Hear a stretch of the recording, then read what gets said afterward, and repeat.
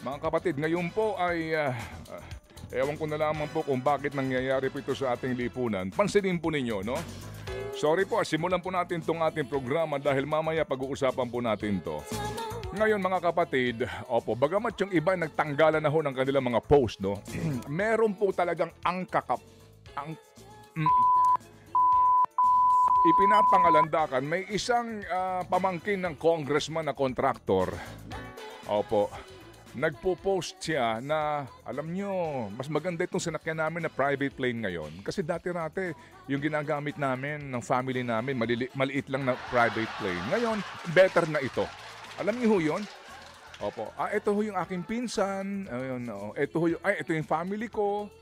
Meron pa siyang, dito, mas maganda to kasi may table. Pwede kang mag-wine-wine, pwede kang mag-cheese-cheese. Oo.